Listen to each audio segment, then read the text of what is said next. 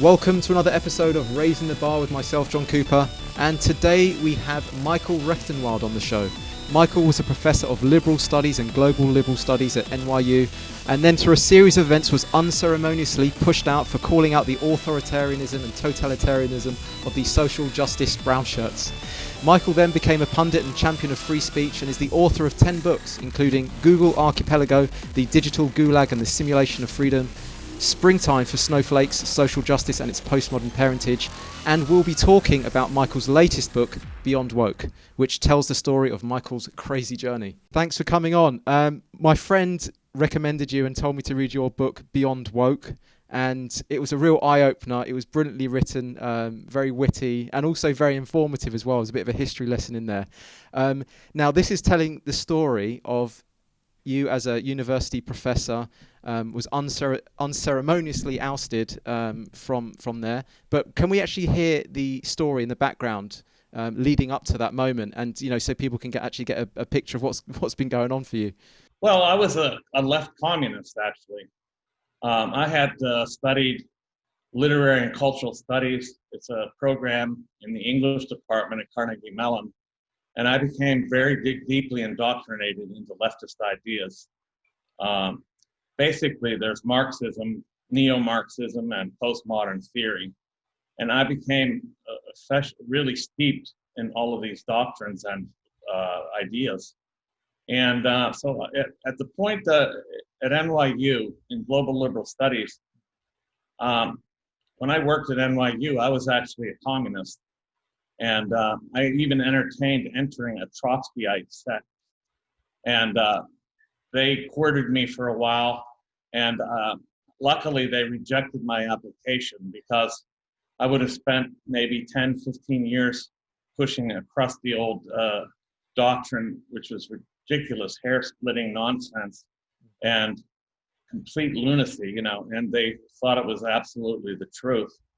And they're very dogmatic, so thank goodness they kicked me out. But I still stayed a communist, and I joined another group of left communists. And I wrote a lot of essays for them and other outlets for communist periodicals and things like that. I was also a scholar of secularism and 19th century British secularism. Actually, that's my main field. So my main field of studies was 19th century British science and culture.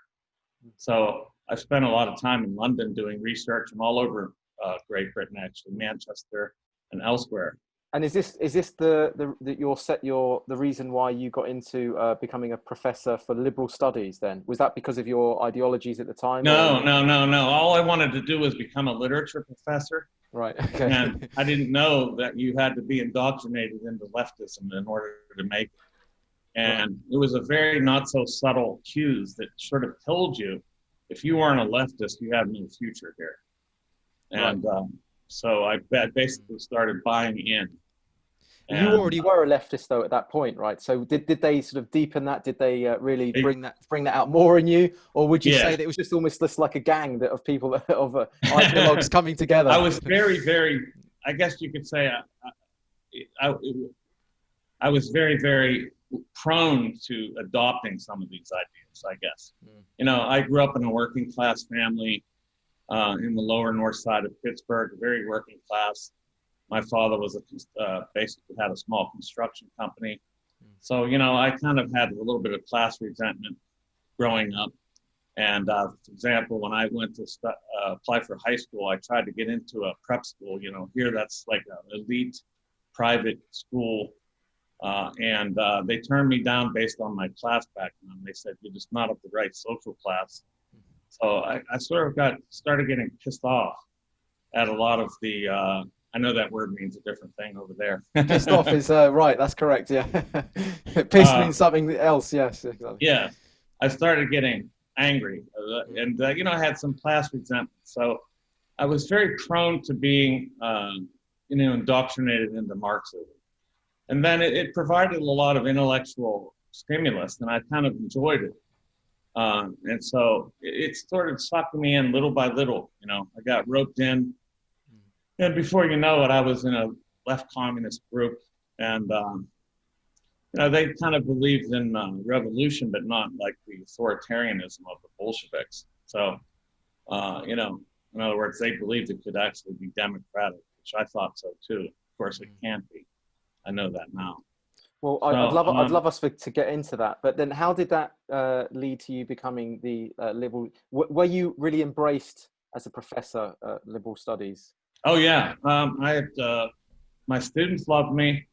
I was a stellar professor in terms of publications, in terms of committee work, and also I hosted a giant conference, international conference on secularism. I brought scholars from around the world, including from London and elsewhere in the UK. Everything was going well until I got really irked by what was going on in terms of what I saw as authoritarianism on campus. And I started to speak out, and then I set up this Twitter account called anti-PC NYU Prof. And I started tweeting criticisms of all this social justice nonsense, like Halloween costume surveillance, and the bias reporting hotline, and the safe spaces, and the Twitter, the trigger warnings on syllabi. All this stuff was all just getting really ridiculous. And then all hell broke loose. Actually, a NYU student newspaper reporter asked to interview me, and I went on the record as myself. This Twitter account had been anonymous, but I went on the record as myself. Then all hell broke loose. Within 2 days of that interview appearing in that paper, I was called into the dean's office and basically told that I had to take a leave of absence or else. And they started strong-arming me right from the beginning. They started suggesting that I might be insane because I differed from the campus orthodoxy. And what were you saying? What were the sorts of things that you were saying in that interview? I mean, how radical was it? It was probably pretty benign stuff, right? It was right? hardly radical at all. I was saying things like this, like the left is insane. It's gone completely out of its mind. They're creating the alt-right by virtue of their insanity. I criticized identity politics. I said it's terrible. It doesn't do anything but divide people. I criticized the no platforming of speakers. I criticized the bias reporting hotline. Everything was about institutional and cultural criticism, which is really my job. And you would have thought that I had gone on the record as a racist or some sort of a Nazi straight up, because that's what I was called almost immediately. I mean, anything you say criticizing this social justice left, you're automatically deemed alt-right and a Nazi.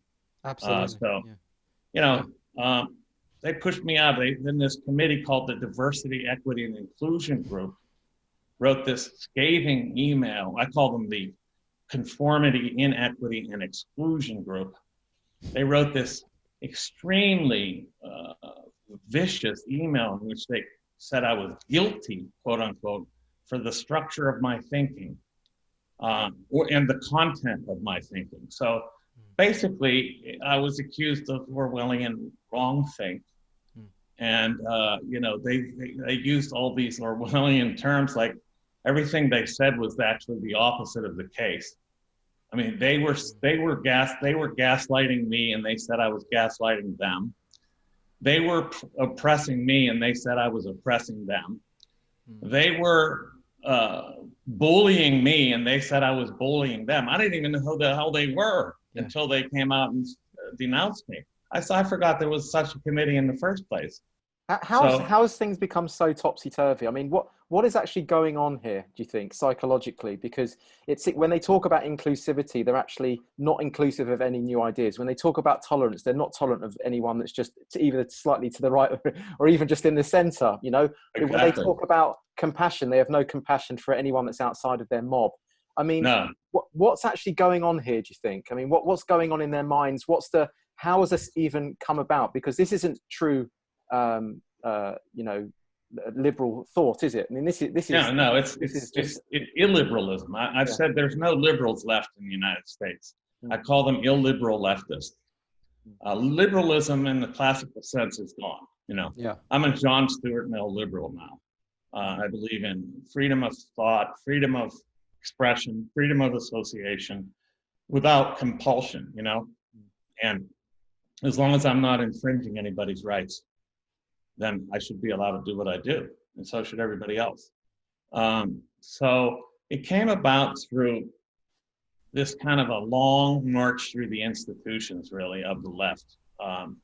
And they got more and more they got more and more dogmatic as time went on. They kept introducing these new ideas like toxic masculinity and you know, white skin privilege and you know, this idea of that white supremacy is dominating the whole culture. And all these things became hardened through, I guess, a repetition of phrases and slogans and things like that. So now that when you go on campus, if you're a speaker who has anything different to say, they basically shout you off the stage with a bunch of slogans if they let you get on the stage in the first place. You know, like Charles Murray, who wrote The Bell Curve, he tried to speak at one of the colleges, I forget which one, Middleton, I think it was, or no, whichever. And they basically didn't let him speak a word. They just kept chanting these slogans. So they've become a robotic, sloganeering, leftist sort of zombie. It's kind of like a zombie apocalypse over here, frankly.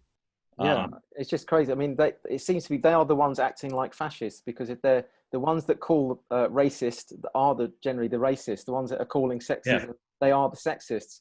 And it's just it's incredible to think that, you know, denying other people the right to speak, you know, deplatforming people, saying if you don't share our ideas, we can even be violent with you.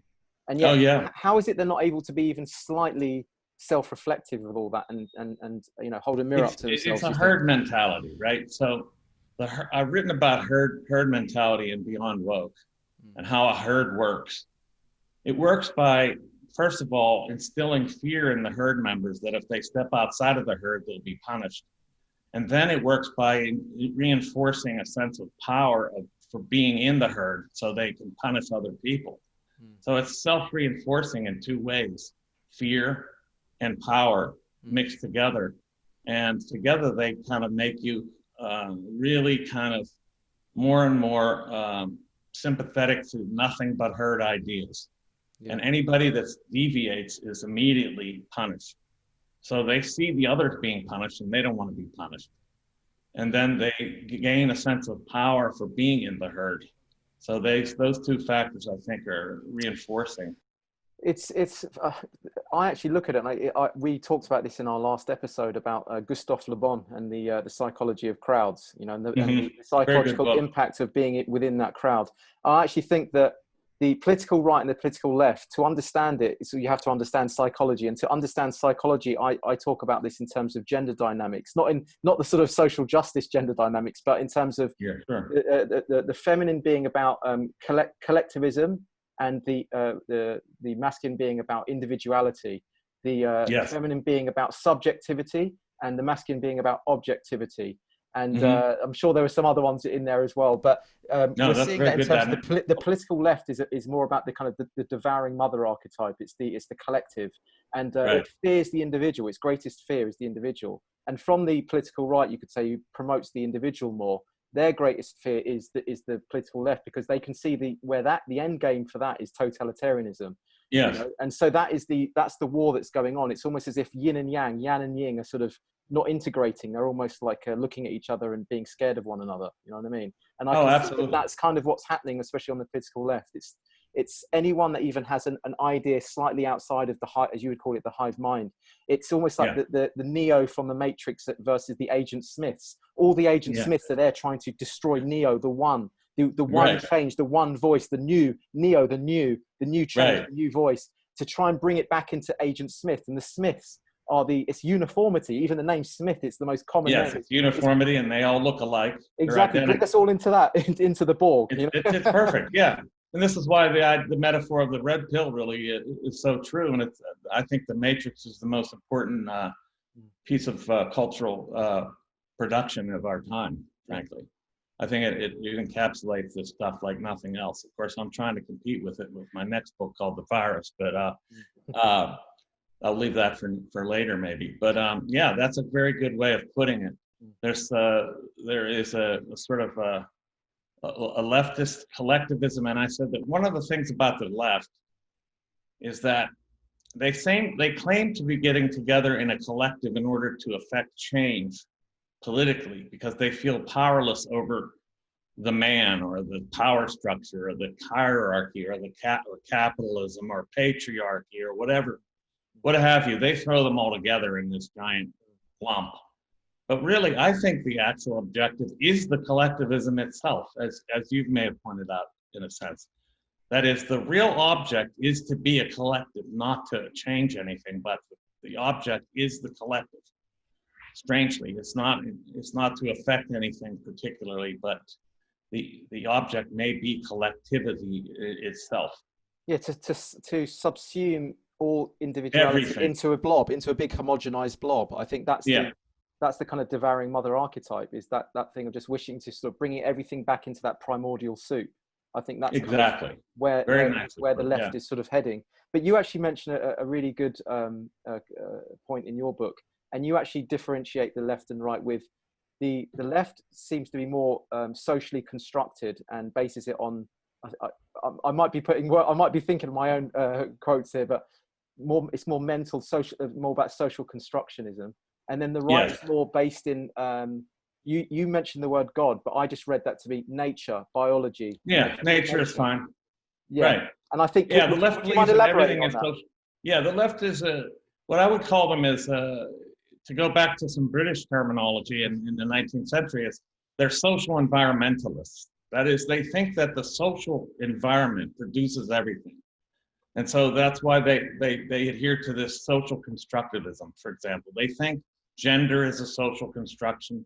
They think race is a social construction. They think everything is a social construction. They even think nature, or the idea of nature, is a social construction.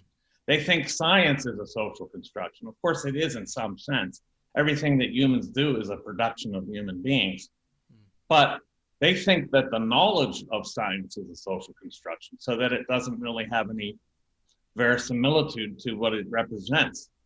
So likewise, they're all about the environment determining everything. So they have no belief in like nature. For example, they don't believe in evolutionary psychology. They don't believe that the differences between the genders has anything to do with biology and our evolutionary history and the natural selection of traits for survivability, right? Which is, to my way of thinking, this is the most likely explanation for the differences between the sexes. Absolutely. Is evolutionary history. Yeah, I mean, it seems to me they're just anti-life, Well, there's a part of them, they're anti-establishment of all kinds, so anything that exists. So I was trying to embody like the idea of like an Antifa member yesterday, just in my mind, like looking at the world, just try to see the world like an Antifa member must see it. Everything they want to raise, R-A-Z-E, everything to the ground, anything that exists, they think is part of capitalism. So, so this is why they randomly bust stores down, randomly, destroy property. Of course, they're destroying, raising statues to the ground. They're just blowing up everything they can get their hands on. It's all because they're afraid of any existing order. But they're not actually. In a sense, yeah, sorry, go ahead. Yeah, in a sense, that is anti-nature, because if you believe that hierarchies have some natural basis, then indeed you're anti-natural or anti-nature by trying to destroy all hierarchies. I don't think that hierarchies are strictly natural in the human realm. I think they're mediated by culture, of course. But there is something to the fact that there's some people that just have more talents than others, and people have more abilities that work in the marketplace better than others. I mean, this is just a fact. And so, they don't think that anything is earned. Nothing comes by virtue of anyone's merit. It's all strictly systemic, systemic. Everything for the left is systemically constructed. Every time I hear the word systemic, I go, uh-oh. So yeah. red flag is coming. Here's a couple other ones that should, anytime you hear these words, you should run for the hills or else turn and fight. Common good. You know, anytime you hear that phrase, common good, it's a horrible idea. It's totalitarianism is on the way. Or even now, equality, of course, is when they're trying to enforce a total de facto in the real world equality across the board, this means people are going to get squelched and some people are going to get their head shut off. And of course, equity, diversity, and inclusion, or some have inverted that, diversity, inclusion, and equity, and they use the acronym DIE. Oh God. Diversity, inclusion, equity. Yeah, I mean, it's Animal Farm, isn't it? It's everyone is equal, but some are more equal than others. That's generally the thing, because you talked about how they want to, I don't know if dismantle is another word they use, or problematic, but dismantle the establishment. They're very anti-establishment, but what they're doing is they're not really trying to dismantle it. They're actually trying to just flip it around. They're trying, it's an inversion ideology. They're actually trying to invert it under the guise of compassion and equality and all these seemingly virtuous, nurturing qualities. Anytime you hear these noble, virtuous sounding phrases, this is one to be on the lookout. But they want to invert the hierarchy, and this is their idea that if you take the hierarchy and then flip it upside down, then the bottom becomes the top and the top the bottom. So this explains what we call the oppression Olympics. Why would anybody want to be the most oppressed? Because they know that the hierarchy is being flipped. So it's a race to the bottom, but you end up at the top. Yeah. So the idea is to claim the most oppressed status you can get, because that status is going to be the higher top on the hierarchy. Yeah, it's just incredible. It's like some perverted games of snakes and ladders or something, where you just don't, you never even roll the die, but somehow you've won the game, you know? Yeah, that's right.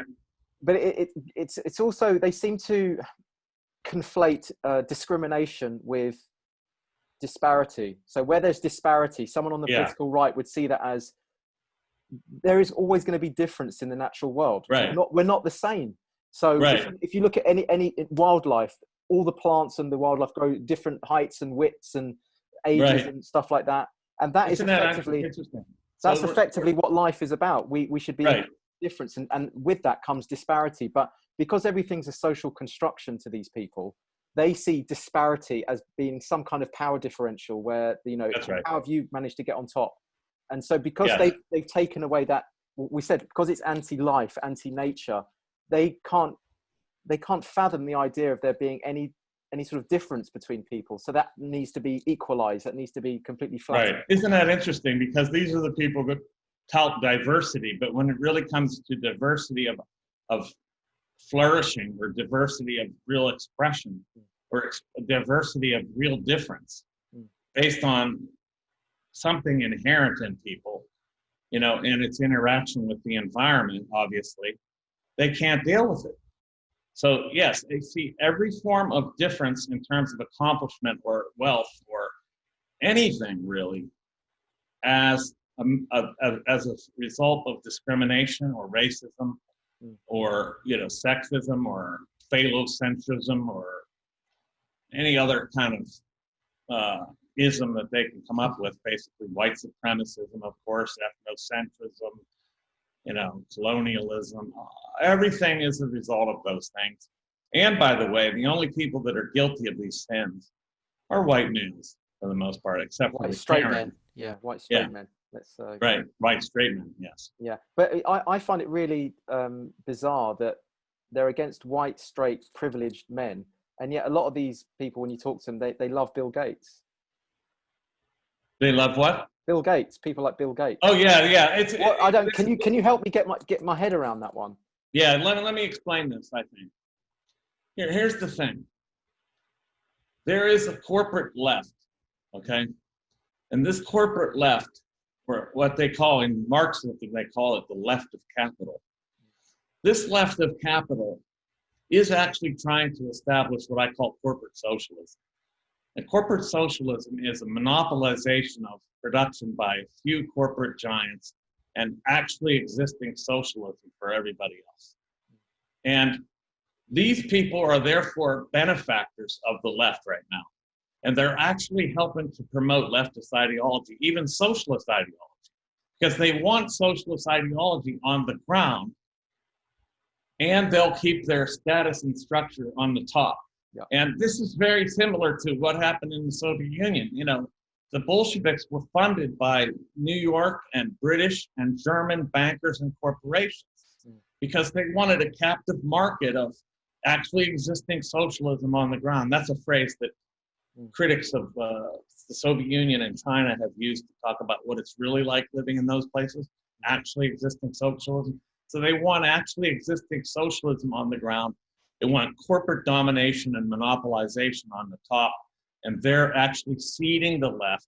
They're actually funding the left. They're actually giving them a lot of their ideological power right now, because they're actually promoting this form of this kind of system. And China is the model, largely, because China has corporate monopolies, you know, that are endorsed by the state.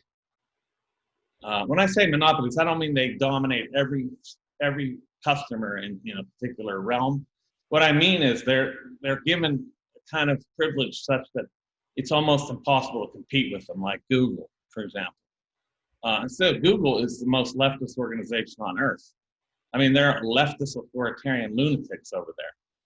If you took a look at the James Damore lawsuit, the guy that got thrown out for for daring to say there was a difference between the genders, or sexes, as I like to say, and that there was some differential interest in technology based on sex, was forced out of the company. And you should see the lunatics in that company that he had to deal with. People that identify as a yellow, wingless dragonkin. And that's just today. Tomorrow might be something else. And listen to this. That's only part of their identity. The other part is an ornate building. What? Ornate building. I'm serious. They identified as a yellow, wingless dragonkin and a large ornate building. That's their identity. See, I don't understand this. I don't understand this because let's say during the whole coronavirus outbreak, if I identified as someone that couldn't transmit or receive the virus, does that give me complete immunity? And well, is it transphobic to argue with me? Is it transphobic to argue against that? You got me. I mean, this stuff is so convoluted. I mean, listen, they're already instituting laws now where I think it's Minneapolis that you cannot go outside without a mask if you're white. I saw that. Yeah, it's unbelievable. Yeah.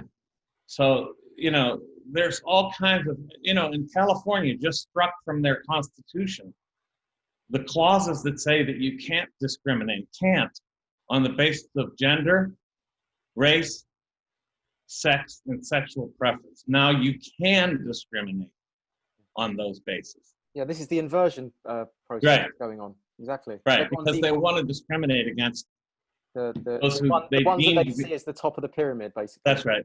Yeah, that's right. Yeah, and the ones at the bottom have the most epistemological leverage. They have the most status now. Yeah, that's right. Yeah, it's incredible. But going back to Bill Gates, why do you think it is that they revere this man? Why is that, do you think? Is it because he represents the state and the collective? Well, first of all, he's authoritarian, and they love that. He's the Stalin figure, I guess, for them. Yes, he's a Stalin-like figure. I mean, he is authoritarian, and they love authoritarianism. Right. For example, the Democrats, the leading Democrats are advocating a mandatory mask wearing provision in the entire country across the board. And the leftists love that because they just love to impose on people. They just enjoy it. They love to impose their will and authoritarianism on others. And they love to abide by it too. They're weirdos. I mean, these people are just the strangest. So they're they love any sense of arbitrary power. So that's why they like him, even though he represents all the characteristics of the things they supposedly go against. Yeah, there's always contradictions in there. They never take shots at the top of the pyramid or the real top of the hierarchy because those people are actually feeding them. Yes. And they know it. So there's a kind of sense in which they protect, strangely enough, the biggest corporate players there are. Yeah. And only attack those like easy pickings, you know, like the guy sitting on a bus with his legs spread too wide, you know. Yeah. It's or almost man like spreading. It's almost as if they are the foot soldiers of this cronyism, or I think you called it corporate leftism, which is about actually destroying the middle class and creating almost like a neo-feudalistic society. That's right. That's what I call corporate socialism. You could call it neo-feudalism or techno-feudalism. Just whereby it's just the top governing the rest. Yeah, that's right. And they want that. As long as they get equality amongst their peers, and everyone is equally squelched, they're happy. They're happy with that. Yeah, they're happy with that because look, they were happy with it in the Soviet Union. They're happy. You know, I mean, they don't mind that there's a dictator, even though they're supposedly egalitarian and democratic. They love dictators. Well, they're putting up Lenin statues in Eastern Europe at the moment and stuff like that. Yeah, it's just crazy. You know, they're trying to do that down here statues, too. But they're now putting them up, and I just think it's very, very worrying where this is all going. And then, of course, all these corporations are actually supporting all this. They're funding all this. And I actually wanted to get your opinion on Black Lives Matter. What can we talk about? No, I mean, Black Lives Matter. I just did a special with Glenn Beck over here. Yeah. I don't know if you've heard of him. Yes, I have. Yeah. Okay. Well, I just revealed. I was the person who revealed first. I know this was first, but some other people took credit, of course. That Black Lives Matter is directed by a company called Thousand Currents. Thousand Currents is headed by a woman named Susan Rosenberg, who was a member of the May 19th Communist organization in the 70s and 80s. They were a bombing and a cop assassination group. They bombed the Capitol. They bombed an FBI building. They killed like 15 cops. They murdered all kinds of people. And this woman is on the board of the company that's basically administrating Black Lives Matter, and probably, you know, their tactics and strategy too. So we're talking about a terrorist who was convicted of terrorism and put in prison and let out of prison on Bill Clinton's last day of office. He commuted her sentence. We're talking about this organization is actually headed and directed, or at least supervised, or maybe advised, at the very least, advised by a known convicted terrorist, domestic terrorist. So this Black Lives Matter is a Marxist group flying under the umbrella of just Black Lives Matter, but Black Lives isn't the object. The object is to bring down white men and the white patriarchal capitalist hegemony. They don't want, they use blacks as a weapon. So, you know, minorities and other so-called subordinates are used by the left as weapons to pummel their real enemies. And when those blacks no longer become useful for pummeling their enemies, they're not worried that they're discarded. So this is why you see that 2 black men were shot in the CHOP area in Seattle, and then there's no outcry about it at all. They don't care. They were shot by their own people. You know, they've killed 2 black cops so far, or one was a security guard and the other was a cop. They've killed numerous other black people. And when the riots began, we've been able to ascribe at least 23 murders to the protests / riots. And a lot of those were black people. So they don't give a shit about blacks. Excuse my language. But they're using the front, they're using the window dressing of Black Lives, but behind it is actually quite a destructive ideology, which is actually symptomatic of their whole, the whole political left, right? It kind of uses the vulnerable and the innocent as a shield because it's you can't criticize it, you can't critique it because of the vulnerability of it. And I think that's actually what they're doing here.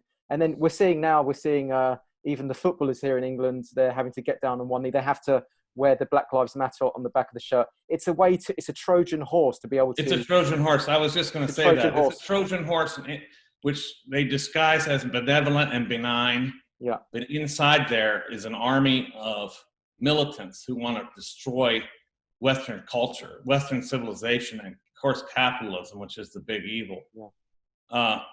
you know, the funny thing is, we were talking about Bill Gates and others. They really see capitalism isn't the problem, but monopoly capitalism is a problem. And the funny thing is that monopoly capitalism is producing some of the results that they find so abhorrent, and yet they're adhering to and following and are in abeyance and are serving the monopolists, interestingly enough.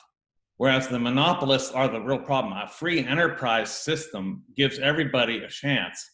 Nobody gets an equal chance because that's impossible, as we were saying. You can't level the playing field and start over or start from the beginning. There is no scratch, you know. Nature and culture and history produce reality, and we can't start from scratch. We can't have a year zero unless we kill people. And then it never is year zero, as we see with Napoleon rising up after the French Revolution. Yeah. Do you think this is all happening now, especially because there's a push to ready us up for something a lot more sinister, such as the kind of, I don't know, it feels to me this is a prerequisite towards something a lot more pernicious. Well, I think it is. I mean, I can't help but say that they have an agenda here, and the agenda is global capital, global corporate socialism, or global neo-feudalism, or global techno-neo-feudalism. All those things are true. So yes, I think that's the object. They definitely want, for some reason, the United States in its sovereignty is the big impediment, I think. See, because the United States has a kind of insulation from certain global imperatives based on our Constitution. And they really want to destroy the U.S. Constitution right away. The U.S. Constitution stands in the way of globalist corporate socialists or neo-feudalistic technocracy. Absolutely. Yeah, I see that. It's almost like America's the last stand because of the Constitution. It's the last bastion, man. It's the last bastion. Please support our efforts to stand, because without us standing, that's it. Yeah, that is it. That is literally like the last stand the last flag in the ground there. Yeah, it's quite worrying. If you don't mind, can I ask you, what was the tipping point for you? How did your ideologies change? Was there one particular moment? I know you mentioned in the book about one of your students during the whole pronoun. Yeah. the genesis of the whole the 500 pronouns. He introduced himself as, what was it? Would you like His Majesty? His Majesty, that was it. Yeah, and you found that hilarious. And wasn't there something the tipping point that happened? That was the tipping point that started me off with that impelled me to start the Twitter handle anti-PC NYU Prof, which has since changed to the anti-PC Prof. But then when the left attacked me after that interview, and I saw what monsters they were, what totalitarians were hiding beneath this veneer of egalitarian rhetoric, then I said, this is outrageous, and I said, I can't be part of this. I left the left, or they drove me out. Either one could be true. But the main thing is, I did leave it in the sense that I completely renounced communism, social justice, the whole 9 yards, any of the collectivist ideologies entirely. Did that happened just like that for you? Or was it like a gradual kind of? It was pretty quick. It was pretty quick, right? Okay. It was pretty. I had a major Gestalt shift. You could say it was like my Damascus moment. Where I don't mean to give it supernatural implications, but I was struck off the horse by a lightning bolt, if you will. Yeah. Well, I'm glad you were. Oh, thank you. It's all mine. Yeah, I'm sure you are. Yeah. I'm free. And yeah, absolutely. And then some of the things you start to notice from taking that lens off and seeing things as they are. Some of the, as we say, the inversion that was going on in terms of the affirmative action. A student for their application, they just wrote BLM or Black Lives Matter and just repeated it 100 times. They wrote Black Lives Matter. This was to Stanford University. Right. This is the third-ranked university in the United States. Okay. For their application essay, for their admissions application essay, and you know how important these are. Yeah. They were asked, what matters to you and why?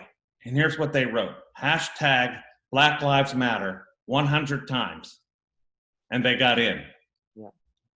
I mean, this tells me they want social justice sloganeering. They want sloganeers. They really want this mob mentality. They don't care about anything else. And this is also coming. There was a declaration signed by, I think, 350 universities now, basically saying that social justice is more important than academics. That's what the universities are about now. The universities over here are total shitholes, to use a Trumpian phrase. Yeah, don't mind. Yeah, no, absolutely. It's actually quite scary. They're building armies of people. I mean, you talked about the Antonio Gramsci's long march through the institution. It's right. All those seeds have now fully they're flowered. Flowered, totally flowered, and they've turned into the weeds that we're now facing. Yes, absolutely. And it's a jungle of weeds. Yeah, it really is. And what's the way out of this, do you think? Well, at this juncture now, we're into the point where we need a counter-revolution, actually. Over here, at least. I mean, we're past the ideological part, and that battle has been lost, frankly, at this point. So now we have to have a counter-revolution now. I don't know what that means, and I'm not advocating bloody civil war. But I don't know if the state doesn't step in over here, for example, and stop this madness, then I'm afraid there's going to have to be some sort of militias that form in order to stop it instead. Yeah, well, it's going that way, isn't it? I mean, yeah. I'm just imagining this horror story that if Trump got whacked, can you imagine what would happen on the streets of America? It'd just be absolute bedlam. Well, I hope something would happen at that point, because it would be so obvious. I mean, they've done everything but kill him at this point, you know.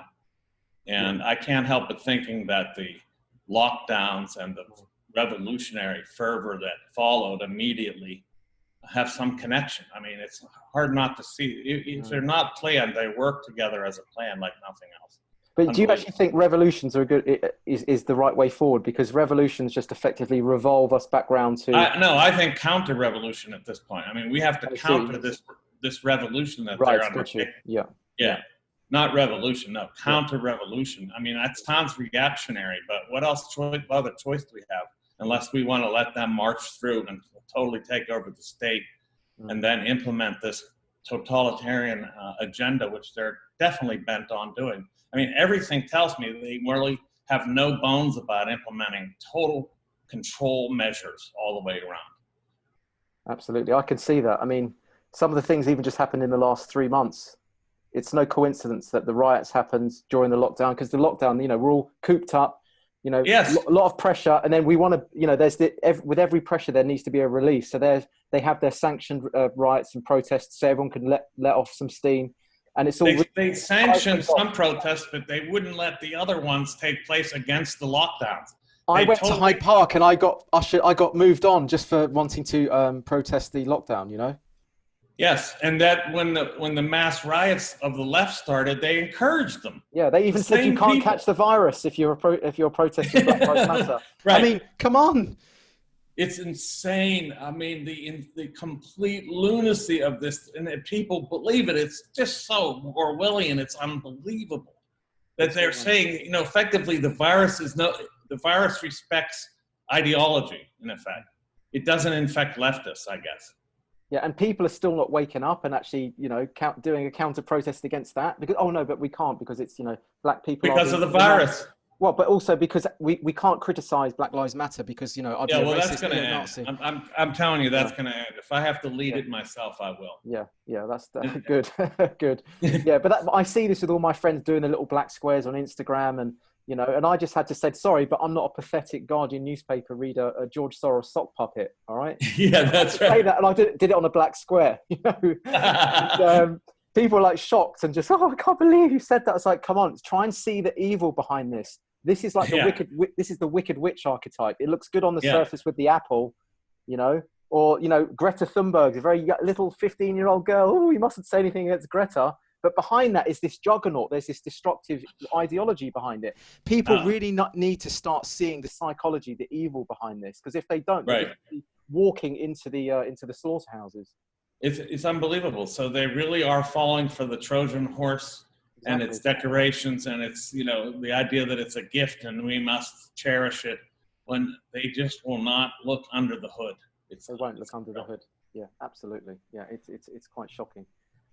So we're going to come to the end of the show in a minute here. I just want to let everyone know the book Beyond Woke is absolutely brilliant, very funny, very informative. It actually gives a history lesson as well to, you know, really show people how these ideologies evolve mimetically. And, you know, there's certain key, you could say, philosophers that led to the coming together of some of these social justice woke ideas that you see everywhere now, not just, you know, this isn't just your green-haired fringe students. No, I mean, that's funny because you say that, because when I first came out, they were like, you're talking about a few blue-haired kids on campus. Yeah. This is nothing. No. I said, no, this is the actual culture at large, and you'll see it very soon. And what do we see? Every corporation embracing this. Yeah, it's actually, do you know what's actually, I had this idea, this is just my own little thing that I came up with the other day, but I'm actually starting to see the recreation of mythology and fairy tales. So for instance, you know, you had the Wicked Witch offering the apple, taking a bite from the apple. And so we have now the technology, everyone's glued to their phones and their Apple iPhones, let's say, you know, with the bite of the apple on it, and they're looking into the black mirror. So the mirror on the wall, you know, she looked into a black mirror, and everyone's just staring into a black mirror now. You know, the witches, you know, mythologically, they could say had the green hair. You know, it's like there's a lot of things that. Unbelievably, right? That's brilliant. That's brilliant. You should write that. It's almost like the history is coming for. Either they were preemptively telling us what's going to happen, or life is cyclical, and then it all ends and it starts up again. But then you have these remnants of stories that are there to remind us of the time before. I don't know, but I'm definitely noticing predictive programming. Isn't that what it's called? Predictive programming. People call that predictive programming, but there's maybe something in that, you know. But I'm definitely seeing certain symbols that are referring to what's going on at the moment, and it's quite scary. And I don't know where this is heading. Like you say, there has to be some kind of resistance to this, but you know, I don't know. I don't know what the answer is. Answers on a postcard, please. I know. I'm afraid to do anything because, like, if I call for a counter revolution, like outright, I know that this will bring a bunch of militias out, which will be ready to shoot people all over the place, and I don't want that. But there's got to be a way to stop this, you know. Yes, there has to be. But unfortunately, the corporate left, as you call it, the technocracy is pushing this. It's funding it. Oh, they're totally pushing it. Yeah. Heavily behind it. So okay, so. Just like to say, Michael, thanks for coming on the show. Your book is brilliant. I really demand that you guys read this book because it's a fantastic story and journey of Michael and as a professor at NYU and his you know, awakening, which was kind of bestowed upon him, you could say, but you know, actually happened for a reason. Everything happens for a reason, and it was actually important that Michael had that experience to be able to share the message that he's sharing now. So Michael, unless you've got any final comments, final words, final messages for just civilization. All I can say is get beyond woke. Get beyond woke. Get beyond woke, as the title of the book is called. So Michael, thank you very much for coming on the show, and you know, good luck. Maybe we can get you on and talk about another one of your books at some point. Okay, great. Thanks so much, John. Great to be here. Cheers now. So there you have it, guys. Michael Rectenwald, and what a story. What an evolution that man's gone through from being someone that has very far left ideas. He was a communist and then became a professor at the NYU, which is, you know, quite frightening to hear that just on its own. And then had his big awakening. And, you know, I'm grateful for that. Hopefully we're all grateful for that, for seeing the evil and this idea and this ideology that's just proliferated, you know, through our institutions. And as we mentioned during that interview, you know, the seeds that were planted during this march through the institutions, as Antonio Gramsci laid out, has now germinated and become this forest, this wilderness of weeds. And we are now entangled within this. And, you know, Michael's work is about, you know, putting a spotlight to some of this and showing the just complete lunacy and the fascism of these social justice warriors. And it's a great story. I really recommend reading the book Beyond Woke. He's very witty, Michael, and he's very informative. It gives you a bit of a history lesson, and actually tells you the philosophers that actually the integral philosophers that has formed this ideology and has poisoned the minds of not just the students at university, but this is now permeated all our institutions. HR departments, government, journalists, our mainstream media. It's pretty much everywhere, and they're calling the shots now. And so it's important that we speak our mind, speak against this, promote individuality, individual thinking, freedom of expression is what we need. Being the artist, being able to question paradigms and not feeling like we can't do it because of the way we look, our sex, our race, which is actually the real definition of sexism and racism, and it's the real form of, authoritarianism. So that's the job we're doing here on Raising the Bar. The idea behind Raising the Bar is we're trying to raise the level of awareness, raise our consciousness, and in effect, include and transcend, so that we can actually, become better people, become more educated, and make a better world. So it's been emotional, it's been educational, and my name's John Cooper, and I'll see you on the next episode. Cheers.